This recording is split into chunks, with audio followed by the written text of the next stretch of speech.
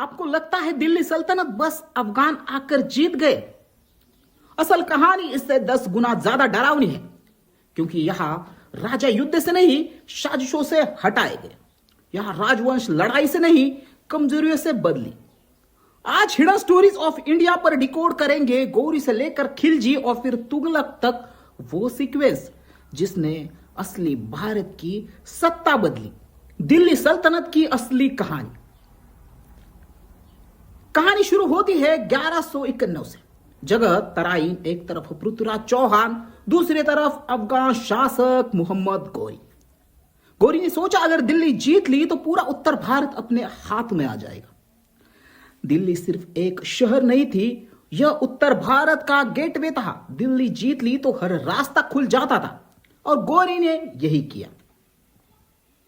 पहले लड़ाई में गौरी हार जाता है, ह्यूमिलिटिंग डिफेक्ट। लेकिन यह सवाल नहीं है कि वो हारा, सवाल यह है कि वो वापस क्यों आया और दूसरी लड़ाई में कैसे जीत गया।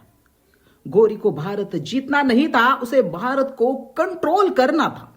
युद्ध में जीत के बाद वो दिल्ली में नहीं बैठा, वापस अफगानिस्तान चला गया।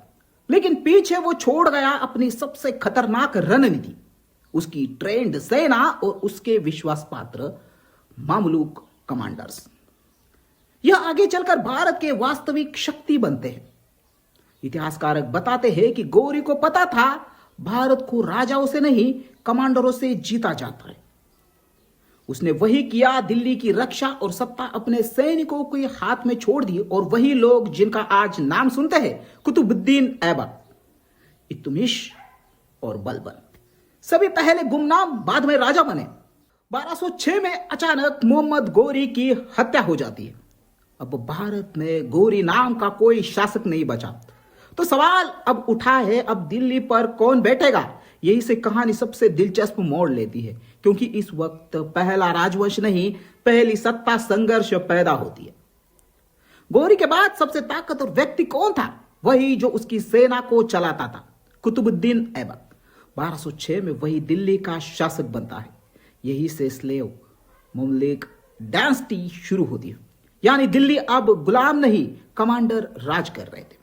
और यह सिर्फ इसलिए संभव हुआ क्योंकि गौरी ने भारत में अपने आदमी छोड़ दिए थे।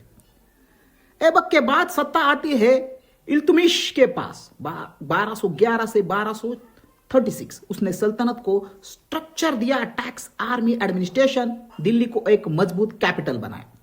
लेकिन यही मजबूती आगे चलकर एक और कमजोरी भी बनती है, क्योंकि पावर जितनी फैलती है उतनी टूटती भी है। स्लेव डायनेस्टी की सबसे बड़ी समस्या वही थी, नोबल्स, अमीरों की ताकत। हर कोई खुद को राजा समझने लगा था। बलबन 1266 से 1287 ने इन सबको कंट्रोल करने की कोशिश की, पर एक राजा के जाने के बाद सिस्टम वैसे भी टूटने लगता है और वही यही हुआ। 1287 में बलबन की मौत हुई। उसके बाद एक कमजोर राजा कैकुबाद सिंहासन पर आया। कमजोर राजा प्लस मजबूत सैन्य कमांडर इज इक्वल टू सत्ता खतरे में। दरबार में फंक्शंस बढ़े, सेना में टूट बने, डिसीजन मेकिंग गायब। यही तो वैक्यूम था, या खिलजी नाम का पहली बार दिखाई दिया। खिलजी ना अफगानी था न पूरी तरह तुर्क, वो एक फ्रंटियर ट्राइब थे जो सत्ता में पहली बार इतने करीब पहुंचे थे। वे स्लेव्स डायनेस्टी की सेना का इंपॉर्टेंट हिस्सा थे, लेकिन राजा नहीं थे। अब एक और कमजोर सल्तनत ने उन्हें मौका दे दिया था। 1287 से 1290 की पॉलिटिकल चॉस के बाद जलालुद्दीन खिलजी सिंहासन पर बैठ जाता है। यही से खिलजी डायनेस्टी शुरू होती है। यह पहला मौका था जब दिल्ली की सत्ता तुर्की इलाइट के बाहर गई और पुरानी सल्तनत फैमिलीज नाराज हुई। मंच अब बना अलाउद्दीन के लिए। जगह कर्रा साल 1296। अलाउद्दीन एक मिलिट्री कमांडर था, एम्बिशियस, रूथलेस। उसने मौका देखकर अपने ही मामा ससुर को जलालुद्दीन की हत्या कर दी और दिल्ली की गद्दी पर बैठ गया। यह दिल्ली सल्तनत का सबसे ड्रामेटिक तख्ता पलट था और अब सल्तनत का सबसे शक्तिशाली युग आया। अलाउद्दीन 1296 से 1316 ने हर क्षेत्र में बदलाव लाए। मार्केट सिस्टम, तुगलकों से पहले सबसे बड़े सैन्य सुधार, मंगलों को 6 बार हराया, दक्षिण भारत को सल्तनत की सीमा में लाया। दिल्ली सल्तनत अपने पीक पर पहुंच चुकी थी, लेकिन पीक का मतलब डाउनफॉल भी शुरू होना है। अलाउद्दीन की मौत के बाद सिंहासन पर बैठने वाला कोई और मजबूत नहीं था। दरबार में हत्याएं, गद्दारियां, टूटबाजी सब शुरू हो गया और सबसे खतरनाक नाम उभरा खुसरो खां। उसने खिलजी वंश के अंतिम सदस्यों को मारकर सत्ता हथिया ली। सल्तनत उसी मोड़ पर पहुंच चुकी थी जहां गौरी के बाद स्लेव डायनेस्टी पहुंची थी। अब सामने आया एक नया सैन्य नायक, गायासुद्दीन तुगलक। कठोर, डिसिप्लिन्ड, रणनीतिक। उसने खसरो खान को हराकर सत्ता ली। अब 1320 से तुगलक शासन शुरू हो गई। यह तीसरी बार था जब दिल्ली की सत्ता विकिंग प्लस स्ट्रॉन्ग कमांडर की वजह से बदल रही थी। इसमें इतिहास फिर से दोहराया गया। 1325 में शासन आया मोहम्मद बिन तुगलक के हाथ। उसने बड़े और जोखिम भरे प्रयोग किए। उसने राजनीति बदलना, टोकन करेंसी, प्रशासनिक सुधार कुछ सफल हुए, कई विनाशकारी। लेकिन एक बात सफल हुई, सल्तनत अब बहुत फैल चुकी थी और भीतर से हिल भी रही थी।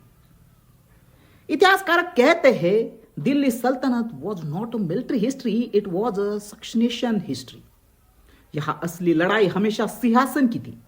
हर बार सत्ता बदलाव इसलिए बदली क्योंकि strong military commander plus week king एक डेडली कॉम्बिनेशन बनता था।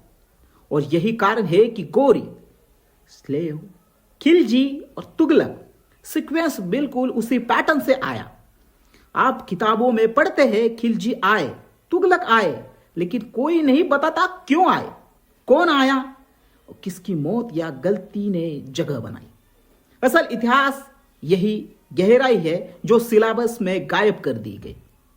700 साल पहले दिल्ली वही थी जो आज है, एक सत्ता का खेल जहां आज अगर राजा कमजोर हो जाए और सेना मजबूत तो राजवंश पलटने में 24 घंटे भी नहीं लगते। और दुख की बात यह है कि हम सिर्फ विजेता याद रखते हैं, वो कारण नहीं जिसने वो विजेता बने। दिल्ली सल्तनत की कहानी बताती है राज्य युद्धों से नहीं, सिस्टम की गलतियों से गिरते हैं। गौरी आया और गया, उसके बाद सब कुछ बदल गया। खिलजी उठा क्योंकि इसलिए डायनेस्टी गिर रही थी। तुगलक आया क्योंकि खिलजी टूट चुका था। इतिहास सिर्फ तारीख नहीं, एक चेतावनी है कि सत्ता जितनी मजबूत दिखती है अंदर से उतनी ही नाजुक होती है। तो दोस्तों, ये था हिडन स्टोरीज ऑफ इंडिया का दिल्ली सल्तनत का आज का वीडियो कैसा लगा कमेंट करके जरूर बताएं। वीडियो पसंद आया हो तो वीडियो को लाइक करें, कमेंट करें और नए हो तो चैनल को जरूर सब्सक्राइब करें। तो मिलते हैं अगले ऐसे ही इतिहास से जुड़े नए और इंटरेस्टिंग किस्से के साथ। तब तक के लिए जय हिंद, जय भारत।